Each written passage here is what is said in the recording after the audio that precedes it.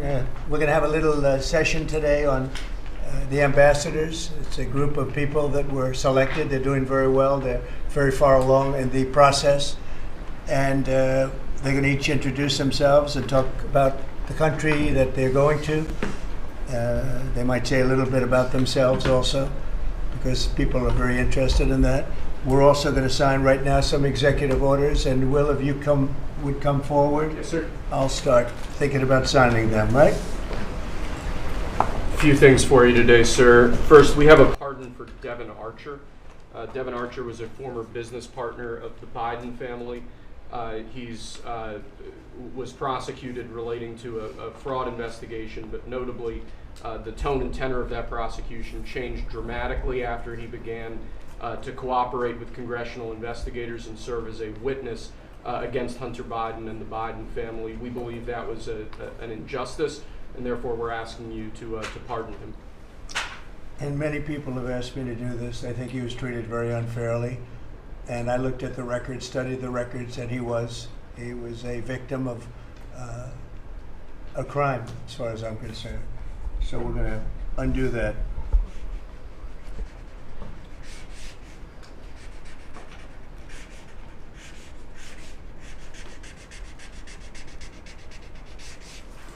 All right. That's Devin Archer. Congratulations, Devin. Next, sir, we have a presidential memorandum for your attention. This memorandum requires the immediate declassification of all FBI files relating to the Crossfire Hurricane investigation. This was obviously one of the instances of the weaponization of law enforcement powers of prosecution against you and others. We believe that it's long past time for the American people to have a full and complete understanding of what exactly is in those files. Which gives the media the right to go in and check it. You probably won't bother because you're not going to like what you see. But this was total weaponization. It's a disgrace. It should never happen in this country. But now you'll be able to see for yourselves, all declassified. Is that correct? Would you Yes, sir. say? All declassified? Yes, sir. Everything? The FBI file with there's a classified annex, but other than that, this we'll put everything in the public eye. Is anybody going to look? What about you? You going to look?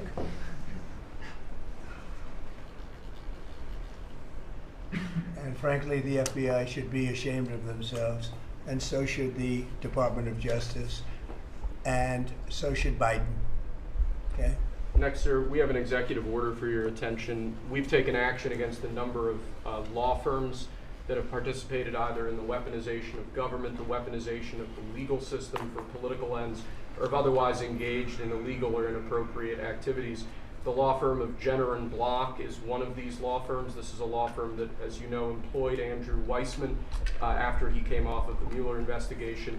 It's a law firm that's engaged in invidious racially and sexually discriminatory practices. It's also a law firm that has participated in the weaponization of the legal system against American principles and values. And we believe that the measures in this executive order will help correct that. And Andrew Weissman is the main culprit? He's certainly with respect to this firm. He is one of a number of reasons that we believe this executive order is warranted. He's a bad guy.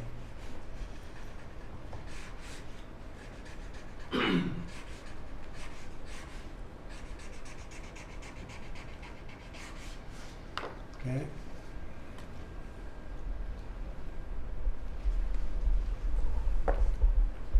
Next, sir, we have an executive order for your attention relating actually to government payments. Historically, checks issued by the Treasury are, I believe, 14 times more likely to become the subject of fraud than electronic transfer payments. This is an executive order that's going to push the Treasury Department to modernize its payment system to ensure that where possible they're using electronic methods of payment as opposed to paper checks in order to reduce waste, fraud, and abuse in the government. Which is obviously an endeavor that we've been pursuing in numerous aspects of government under your leadership.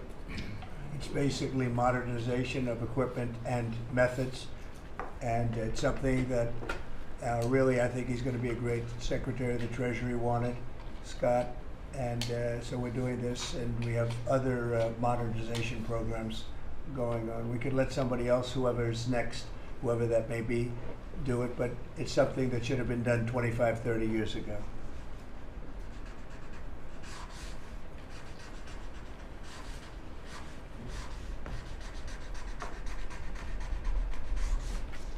Okay.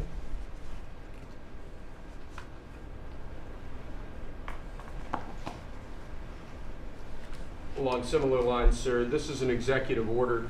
We're calling it Protecting America's Bank Account. The basic idea here is that instead of having lots of different departments and agencies and offices issuing payment, often without justification, often without any provided rationale, we're going to be centraling payment processes where possible in the Department of the Treasury and ensuring that measures are taken in Treasury against waste, fraud, and abuse to ensure that money that's leaving the public treasury is as protected as it possibly can be. All right, good.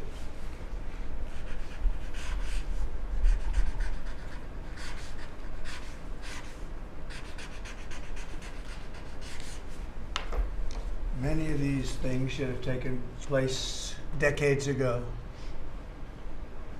or longer. Lastly, sir, we have an executive order for your attention on the very important subject of election integrity.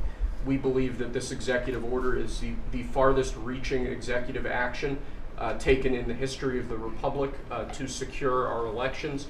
Among numerous other aspects of this executive order, this is going to cut down on illegal immigrants on the voter rolls, ensure that the Department of Homeland Security and the data that they have available is being fully weaponized to ensure that illegal immigrants aren't voting.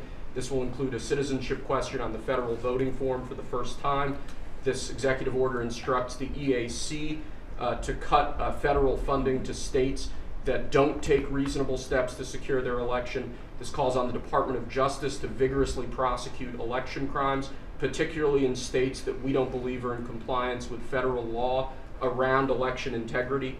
I could go on and on for a while, sir, but the compliance with National Election Day rules, cracking down and investigating and prosecuting foreign interference in our elections, revoking President Biden's Executive Order 14019, which essentially weaponized government to corrupt and pollute our election process.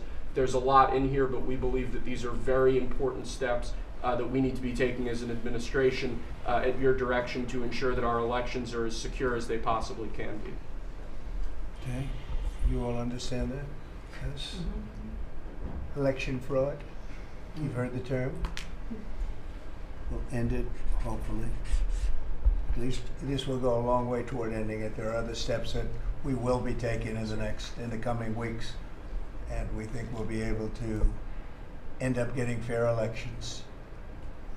Perhaps some people think I shouldn't be complaining because we won in a landslide, but we got to straighten out our election. This country is so sick because of the election, the fake elections and the bad elections, and we're going to straighten it out one way or the other.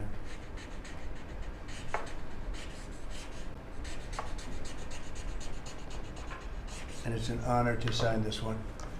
To sign all of them, but to sign this one is a great honor.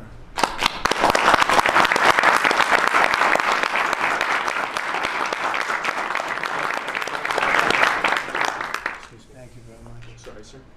So we're going to go around the room a little bit quickly, and we're going to introduce these very outstanding people. They've had, in all cases, outstanding careers. They're very incredible people that are going along as rapidly as the system can go along. We're ahead of, I guess, anybody else thus far. So I want to thank John Thune.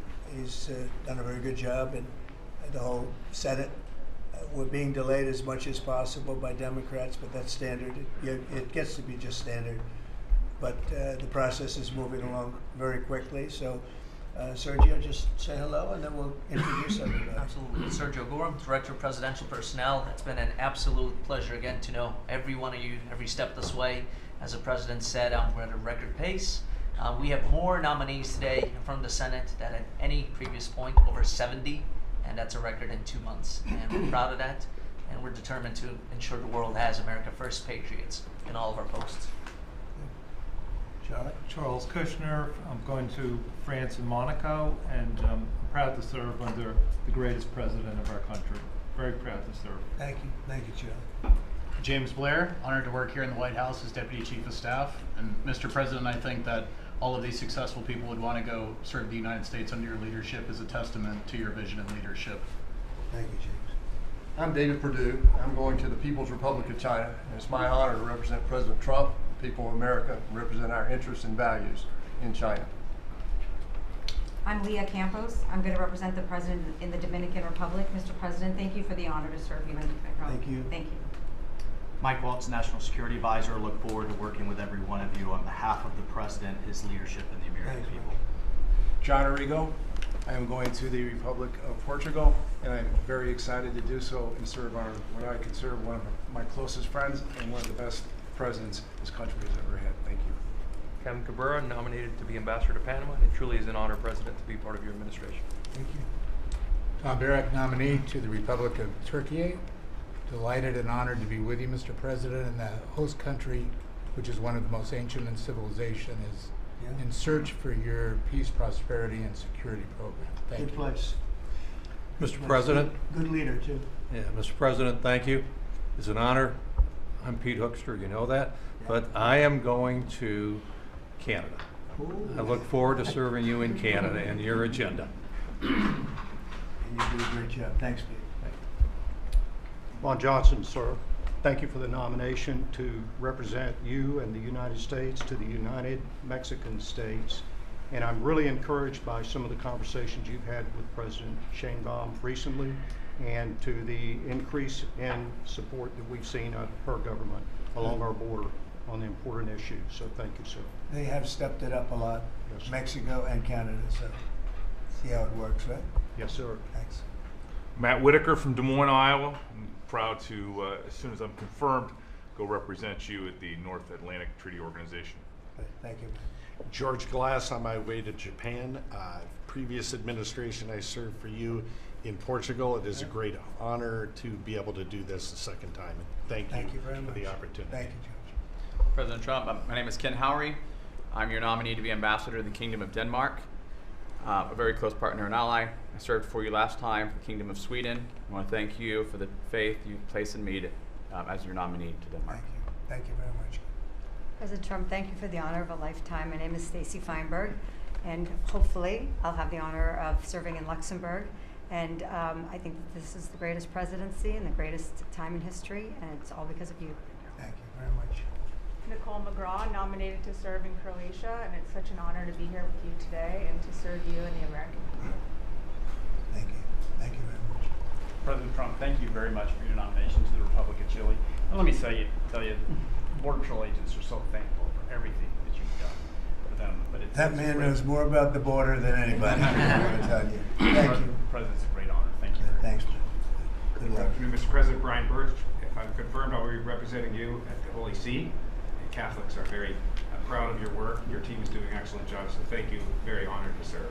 Thank you very much. Mr. President, thank you again for the honor, the greatest privilege.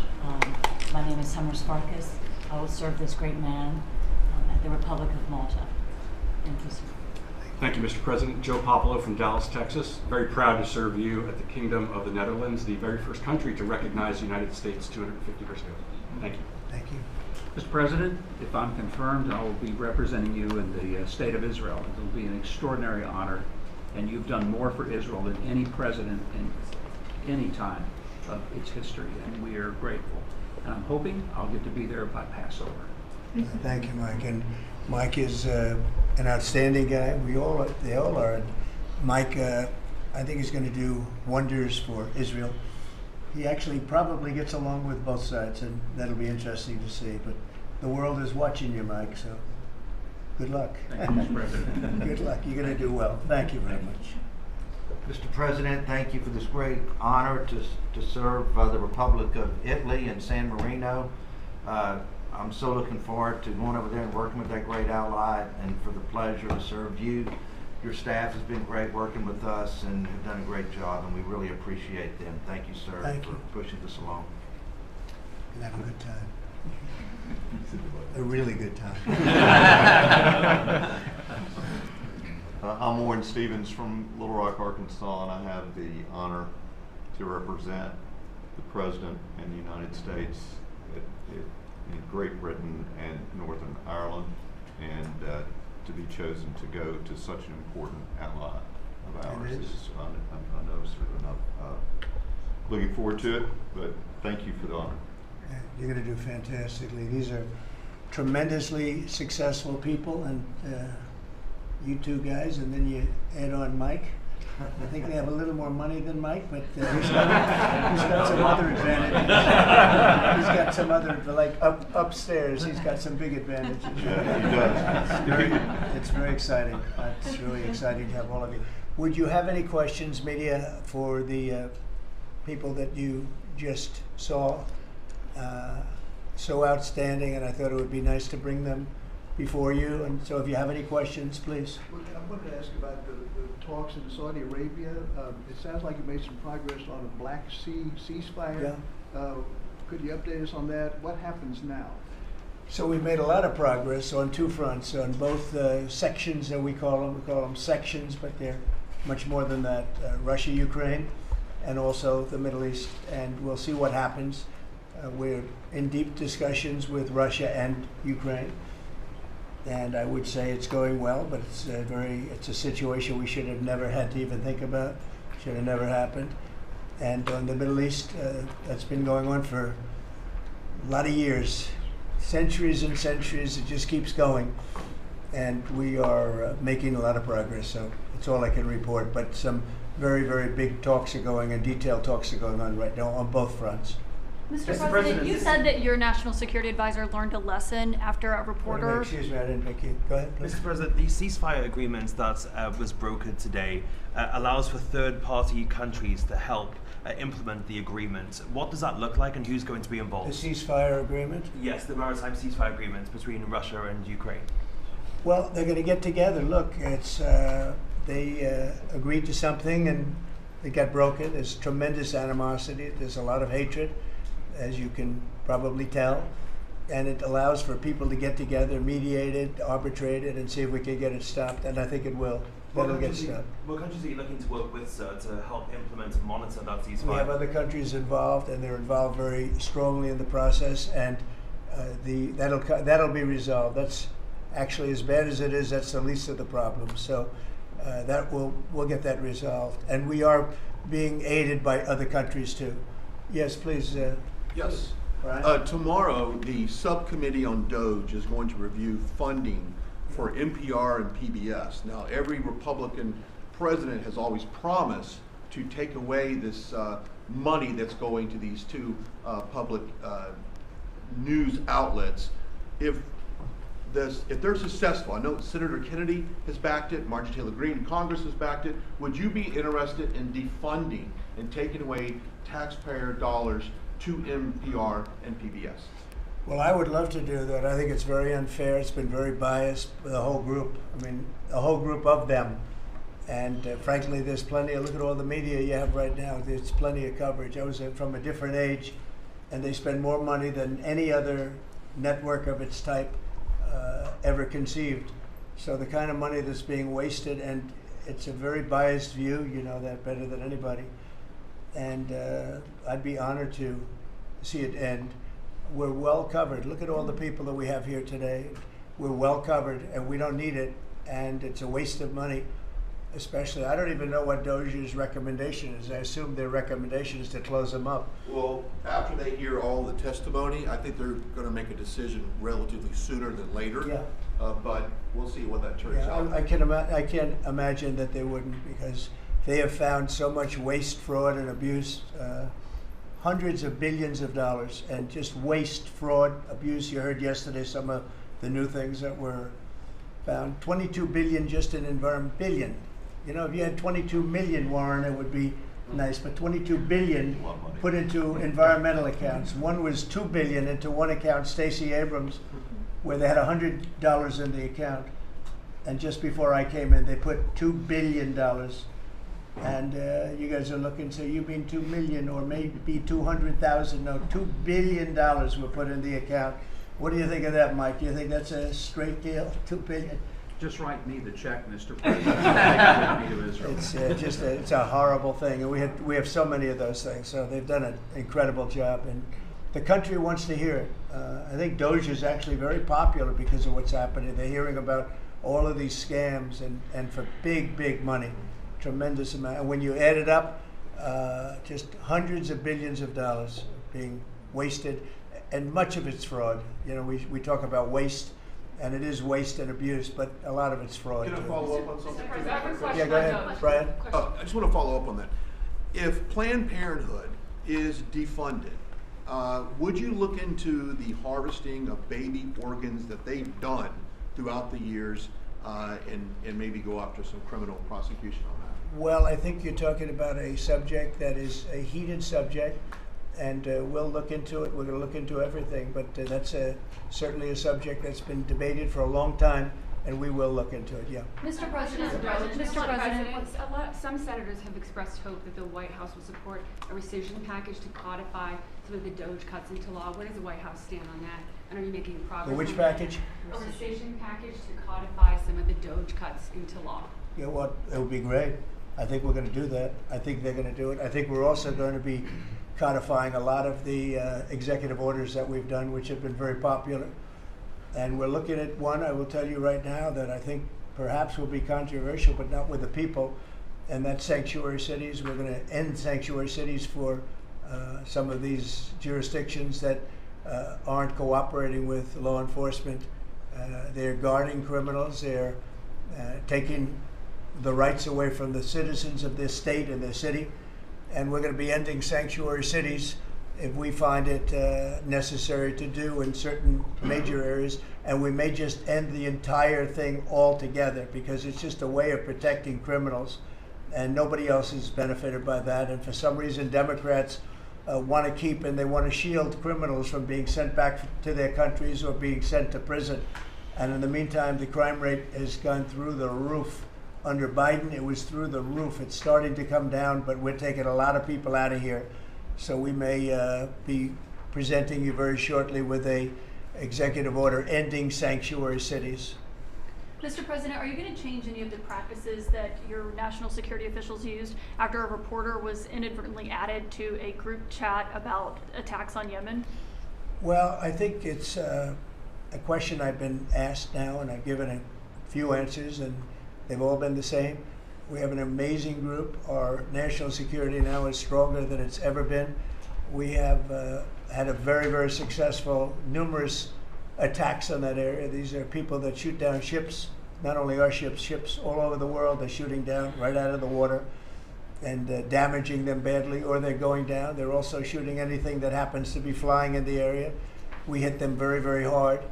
There was no classified information, as I understand it. They used a app, if you want to call it an app, that a lot of people use, a lot of people in government use, a lot of people in the media use. And I think I'll ask Mike. Mike is here. Do you want to respond to that, please? Yes, Mr. President. You asked about lessons. I think there's a lot of journalists in this city who have made big names for themselves, making up lies about this president, whether it's the Russia hoax or making up lies about Gold Star families. And this one in particular, I've never met, don't know, never communicated with, and we are looking into and reviewing how the heck he got into this room. But I'll tell you what, the world owes President Trump a favor. Under Biden, global shipping was shut down. Pinprick attacks, months between them, our destroyers being fired upon dozens of times. President Trump took decisive action with his national security team, took out the head missileer, knocked out missiles, knocked out headquarters, knocked out communication sites. And for once, as we hear, as you all hear from every one of our allies, thank God for American leadership again. Thank God for American strength. You're welcome, world. And look, we had a national security team that was coordinating these efforts. As Director Radcliffe testified today, his first day on the job, he was introduced to this app on his government systems at the CIA and at the State Department and otherwise. So look, this journalist, Mr. President, wants the world talking about more hoaxes in this kind of nonsense rather than the freedom that you're enabling. And a key part of our sovereignty is open sea lanes and knocking the crap out of terrorists, which is exactly what your team and Pete Hegseth, a good friend and fellow veteran, is leading the charge on, and it's an honor. We had a very successful, excuse me, we had a very successful evening, and we've had numerous successful evenings and days in that area. The Houthis are absolutely on the run. The worst of them has been killed.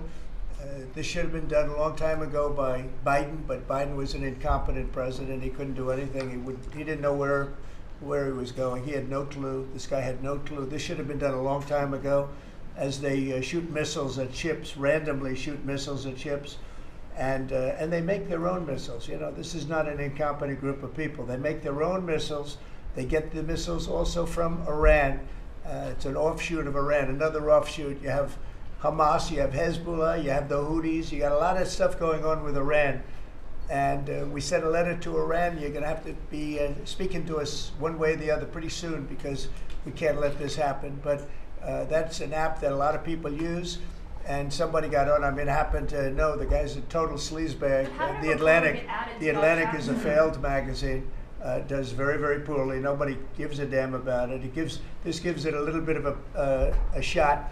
And I will tell you this, that they've made up more stories, and they're just a failing magazine. The public understands that. He's a very good man. That man is a very good man right there that you criticize so strongly. Did he make a mistake? He's a very good man, and he will continue to do a good job. In addition to him, we had very good people in that meeting, and those people have done a very effective job, and you're going to see it. And it goes on, by the way. It's going to go on. And I think the Houthis wish that it didn't happen, but that's what it's all about. We have to create a safe country, a safe world, and that's what we're doing. Do you worry that national security was put at risk, Mr. Mr. President? Of senior officials using Signal. Do I plan to ban who? The use of Signal to communicate from senior officials. Well, I don't know I don't know anything about Signal. I wasn't involved in this, but I just heard about it. And I hear it's used by a lot of groups. It's used by the media a lot.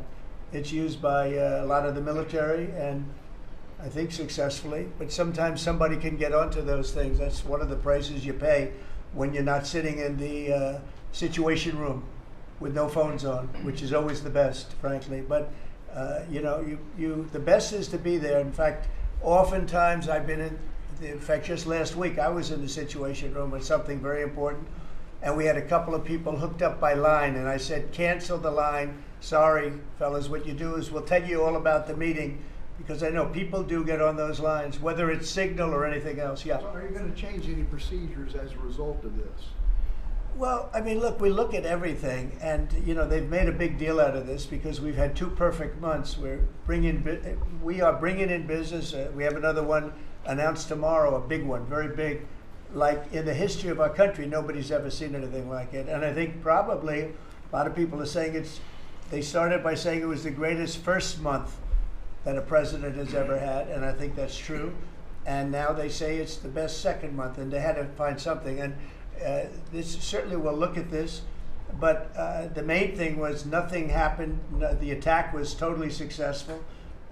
It was, I guess, from what I understand, took place during, and it wasn't classified information. So this was not classified. Now, if it's classified information, it's probably a little bit different. But I always say you have to learn from every experience. I think it was very unfair the way they attacked Michael. He's a good person.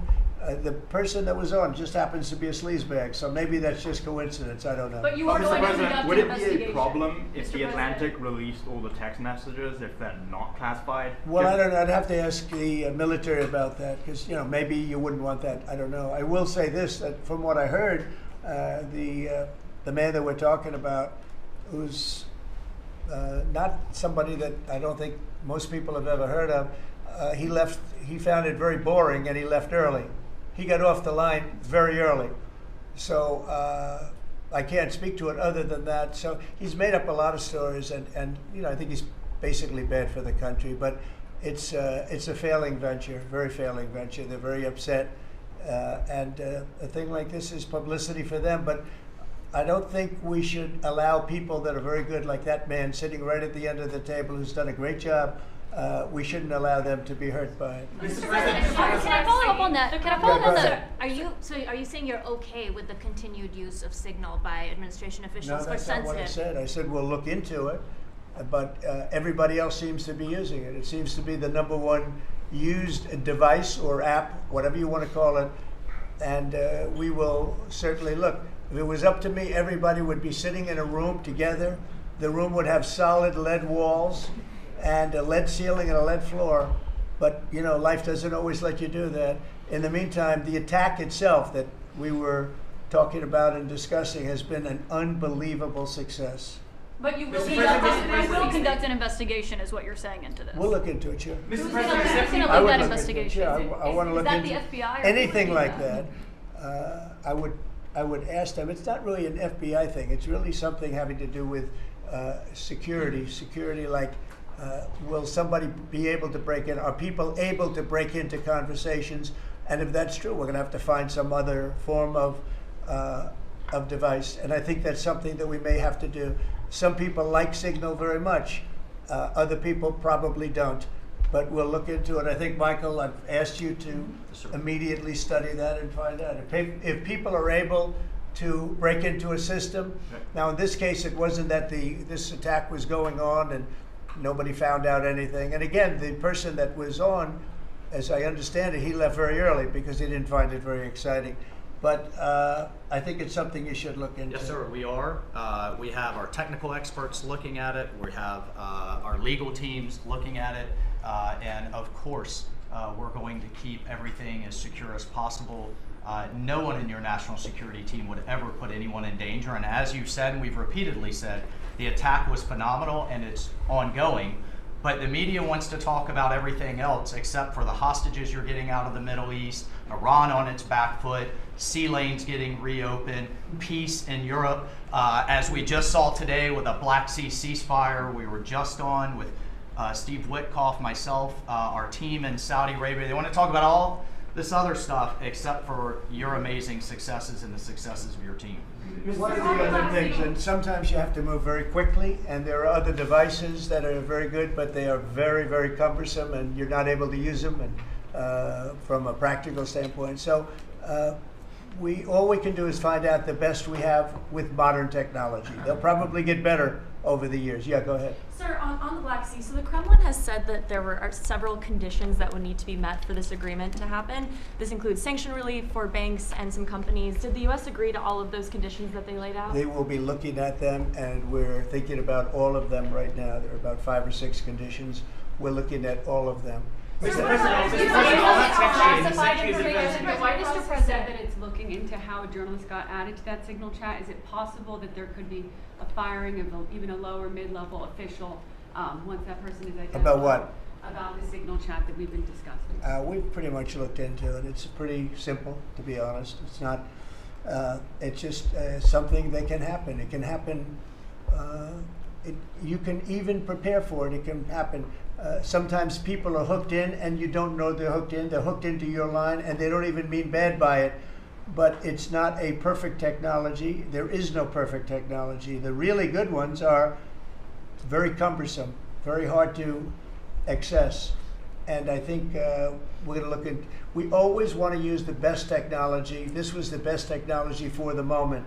But again, it wasn't classified, so they probably viewed it as being something that wasn't that important. And it obviously, with the attack being, I mean, I don't know if it's been read out to you yet, but that attack was a tremendous success for the U.S., a tremendous success. Who said the information was not classified? Do you think that Mike Waltz made a mistake, and does he need to apologize? No, I don't think he should apologize. I think he's doing his best. It's equipment and technology that's not perfect, and probably he won't be using it again, at least not in the very near future. What do you think? Yes, sir. I agree with you. Let's get everybody in the room whenever possible. A lot of times you find out defects by exactly things like that, but I don't think it's something we're looking forward to using again. We may be forced to use it. You may be in a situation where you need speed as opposed to gross safety. and you may be forced to use it, but generally speaking, I think we probably won't be using it very much. Mr. President, the Secretary of Defense, on that chain, the Secretary of Defense, Pete Hegseth, and J.D. Vance, the Vice President, said that the Europeans were freeloading. Do you agree with that assessment? Do you really want me to answer that? Yeah, I think they've been freeloading. The European Union's been absolutely terrible to us on trade, terrible. And as you know, NATO, I got them to pay hundreds of billions of dollars. They were way behind. And if you look if you look at Ukraine, so we're in for $350 billion because of Biden. Should have never happened, this war. All these dead people should not be dead. All these broken cities that are demolished down to the ground, those gorgeous towers, the most beautiful in the world, the most beautiful spires in the world. The spires in Ukraine were said to be the most beautiful of all. Just about every one of them is lying on its side in a million pieces. It's so sad to see what's happened to a heritage. No, I think that when they say the European Union and you could say NATO also. Look, NATO, and I don't blame NATO for this. I don't blame Europe for this. I blame Biden for the fact that he didn't make them equalize. And to this day, I said to him, "You got to catch up. You got to equalize." But why are they in for $100 billion and we're in for possibly $350 billion? It shouldn't be. It shouldn't be. And you could say more important for them because we have an ocean in between. So it's one of those things. You'll be seeing Liberation Day. I call it Liberation Day in America. You're going to be seeing on April 2nd. Didn't want to do it on April 1st for the obvious reason. April 2nd, but you'll be seeing tariffs. And I think I've been very fair. I have them set, but I think I've been very fair to countries that have really abused us economically for many, many decades. Mr. President, who told you that information was not classified? Which of your national security advisors Just told you following that? up on your comments on the economy, there is reporting that consumer confidence fell for the fourth straight month. What is your message to Americans who are concerned about Well, I know terrorism? this, that for the first time in like 50 years, right track, wrong track, we were on the right track. And I think people see that. And if you look at prices are way down. You know, when I first came here, the first time I met with you people officially, they were screaming at me about eggs. I said, I've been here for a week and I'm being yelled at about eggs. Egg prices have come down 45–50% in the last week and a half. And our Secretary of Agriculture has done a great job, as you know, Brooke. She's done a fantastic job, and others working with her have done a great job. But we brought eggs down at a level that nobody thought we could get at. I inherited that situation, and I inherited a grocery situation. The groceries went way up, an old-fashioned word, but it's a very descriptive word. Groceries have gone through the roof. And I used to campaign on it. I used to say we're going to get groceries down, and we have got it down. I watched a certain newscast over the weekend, and a congressman, Democrat congressman, said, well, Trump's done a lot, I agree. He's been great on the border, he's been great on the military, but you know he hasn't brought prices down. That's false. Gasoline's way down. Eggs are way down. Groceries are down, very substantially, but down. Almost everything's down. Now, I'd like to see interest rates come down a little bit, and you're going to see billions of dollars, even trillions of dollars coming into our country very soon in the form of tariffs, because we were abused by presidents, and frankly, in all fairness, it wasn't their expertise, but they had no idea what they were doing. Mr. President, you say tariffs will create more jobs here in America. Oh, so yeah, sure. Which So states? I agree. Which It'll create a lot of money and more jobs. But if you look, so in the last, these gentlemen would know about it, and ladies, because some of the ladies are great businessmen in this room that are becoming ambassadors. Great, really great, top of the line. When you look at the number of companies that have said, like we're close to, I would say close to $4 trillion. We never had numbers like that. The #1 chip maker in the world from Taiwan coming in with $200 billion. We have Apple. Look at Apple. $500 billion. $500 billion. They're going to build plants all over the United States. They were all being built in China. You have many, many companies, and maybe above all, you have the car companies coming in at levels that nobody's ever seen before. We have Honda is opening up one of the biggest plants in the world in Indiana, and many car companies are coming in. We have AI. We're leading China by a lot in AI, and we're going to keep it that way because we've made it very good for them, and we're going to protect them. Once they're here, we'll protect them through taxes, through incentives, and also through tariffs. Thank you very much, everybody. Thank you very much. Thank you.